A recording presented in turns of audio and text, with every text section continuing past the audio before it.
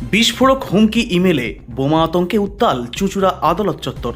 আজ মঙ্গলবার সকালে কর্মব্যস্ত সময়ে হুগলির চুঁচুড়া আদালত চত্বরে ছড়িয়ে পড়ে তীব্র বোমা আতঙ্ক।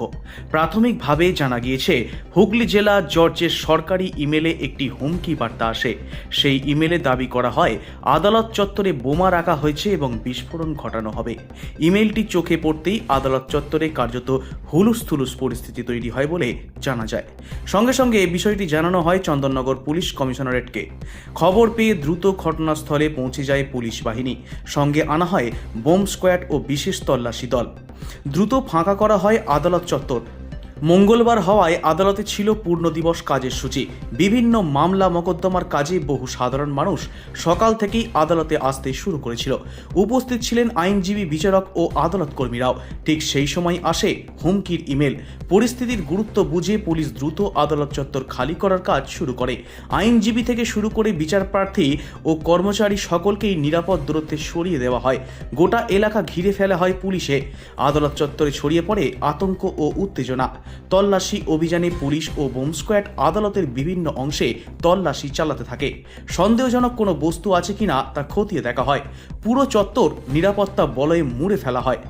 পুলিশ সূত্রে জানানো হয়েছে, তল্লাশি অভিযান সম্পূর্ণ না হওয়া পর্যন্ত নিশ্চিতভাবেই কিছু বলা সম্ভব নয়। হুমকি ইমেলের উৎস ও উদ্দেশ্য খতিয়ে দেখছে তদন্তকারী দল। ঘটনাকে কেন্দ্র করে চুঁচুড়া আদালত এলাকায় চরম সতর্কতা জারি করা হয় বলে জানা যায়।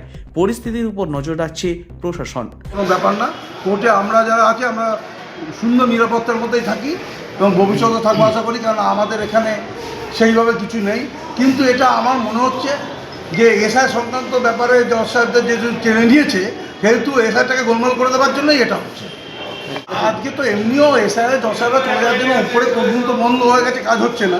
সব জজ সাহেবরা এক একটা কনস্টিটিউশন চলে গেছেন দায়িত্ব নিয়ে, এবং কালকে থেকে আমাদের কাজ খুব একটা বেশি হচ্ছে না। লোয়ার কোর্টে কাজ শুরু হচ্ছে, কিন্তু লোয়ার কোর্টে এই মেলটা আসার পর থেকে সাহেবরাই নিরাপত্তার কারণে সবাইকে বলেন ব্যাগ নিয়ে ঢোকা যাবে না, কোর্টের বাইরে বেরিয়ে দাঁড়াবে।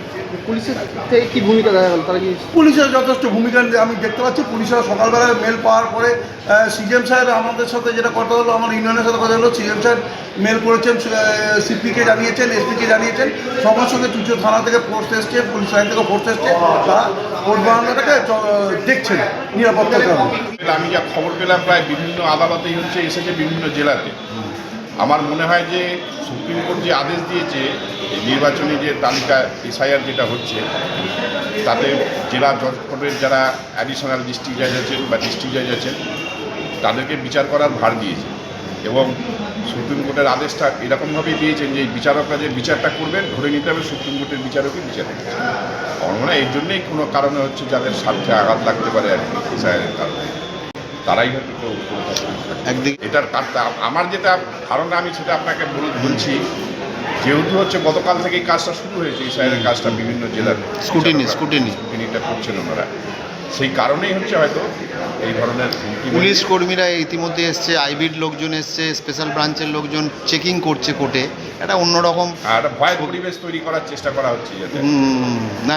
এখানে কি আরডিএক্স পাওয়া গেছে? না, এখনো অব্দি কোনো কিছুই খুঁজে পাওয়া যায়।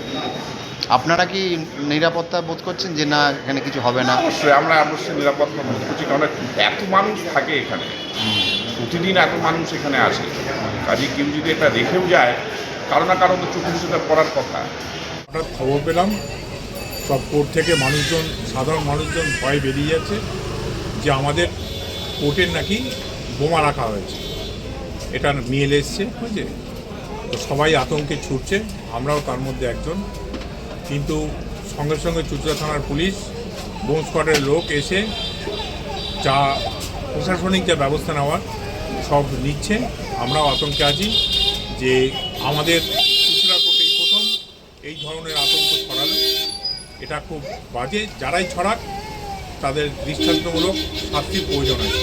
নির্বাচন একটা মানুষকে আতঙ্কে রাখার, ভয়ের পরিবেশ তৈরি করার জন্য এসব সমাজবিরোধী এসব কাজ করে থাকে। তৃণমূল জামানায় পশ্চিমবাংলা এখন জঙ্গিদের আতুর ঘরে পরিণত হয়ে গেছে, যার জন্যই তো এই ধরনের মেসেজ দিতে পারছে। আজকে কোর্টের মতন একটা গুরুত্বপূর্ণ জায়গা বলছে বোম দিয়ে উড়িয়ে দেবো, এইরকম সাহস তারা পাচ্ছে কি কারণে?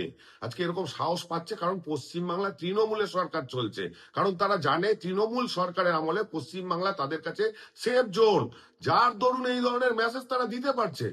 যত তাড়াতাড়ি এই সরকারকে বিদায় দেওয়া যাবে তত তাড়াতাড়ি মানুষের ক্ষেত্রে মঙ্গল, আইন শৃঙ্খলা তত তাড়াতাড়ি পুনর্জীবিত হবে। নচেত এই সরকারের হাতে থাকলে আইন শৃঙ্খলা আরো ভেঙে পড়বে, মানুষের গতি আরো খারাপ দিকে যাবে। Bureau report, Hooghly Times.